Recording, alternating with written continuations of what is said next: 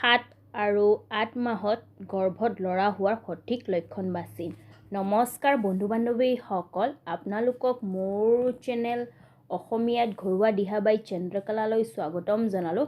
বন্ধু বান্ধৱীসকল, আজি এই প্ৰেগনেঞ্চিৰ ভিডিঅ'টিত আমি জানিম 7 আৰু 8 মাহত গৰ্ভত যদি ল'ৰা সন্তান থাকে তেন্তে দেখা দিয়া লক্ষণ বা চিনৰ বিষয়ে আজি আমি এই ভিডিঅ'টিত জানিম। বন্ধু বান্ধৱীসকল, কি হয় যেতিয়া এজনী মহিলাই গৰ্ভধাৰণ কৰে তাৰ পিছত কি হয়, গৰ্ভৱতী মহিলাৰ জনাৰ উৎসুকতা থাকে যে তেওঁৰ গৰ্ভত থকা শিশু কি হয়, ল'ৰা হয়নে ছোৱালী হয়। লগতে তেওঁৰ পৰিয়ালবৰ্গৰো জনাৰ উৎসুকতা থাকে যে গৰ্ভৱতী মহিলাৰ গৰ্ভত থকা শিশু কি হয়, ল'ৰা হয়নে ছোৱালী হয়।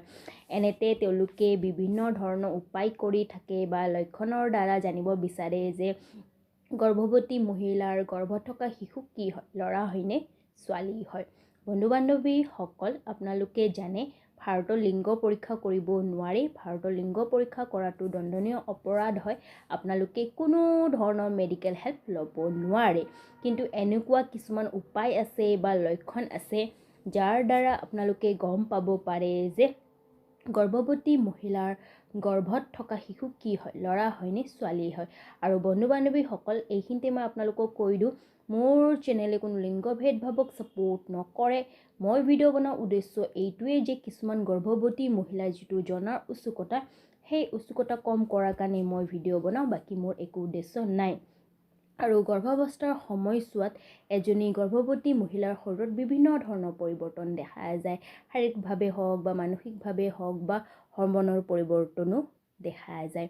বন্ধু বান্ধৱীসকল, আজি মই এনেকুৱা কেইটামান লক্ষণৰ বিষয়ে ক'ম, আৰু সেই লক্ষণ যদি এজনী গৰ্ভৱতী মহিলাৰ 7 আৰু 8 মাহত যদি দেখা দিয়ে তেন্তে ল'ৰাই হয়, তাৰে বিষয়ে মই এতিয়া আপোনালোকক ক'ম।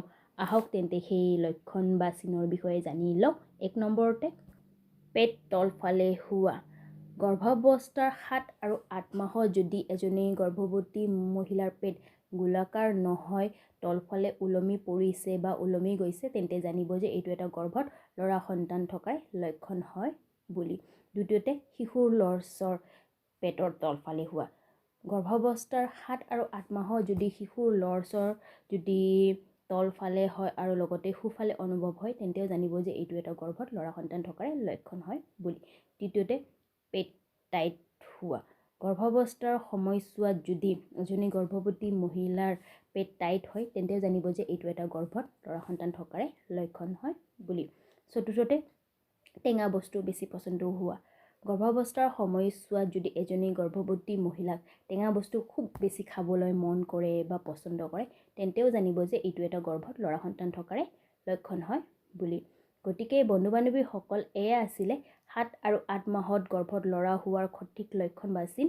যদি আপোনালোকক মোৰ এই ভিডিঅ'টি বা জানকাৰী ভাল লাগিছে তেন্তে মোৰ ভিডিঅ'টো লাইক কৰিব, লগতে মোৰ ভিডিঅ'বোৰ শ্বেয়াৰ কৰিব, লগতে মোক কমেণ্ট কৰি জনাব কেনেকুৱা লাগিল মোৰ ভিডিঅ'টি, বা আগলৈ কিবা প্ৰেগনেঞ্চি ৰিলেটেড জানিব বিচাৰিছে মোক কমেণ্ট কৰি জনাব, ঠিক আছে। লগতে মোৰ চেনেলটো ছাবস্ক্ৰাইব কৰিব, তাৰে ওচৰত থকা নটিফিকেশ্যন বেলখন প্ৰেছ কৰি দিব, কাৰণ আপোনালোকে যদি নটিফিকেশ্যন বেলখন প্ৰেছ কৰে তেন্তে মই আগলৈ এনেকুৱা প্ৰেগনেঞ্চি ৰিলেটেড ভিডিঅ' আনিলে আপোনালোকে প্ৰথমতে নটিফিকেশ্যন পাই যাব। ধন্যবাদ।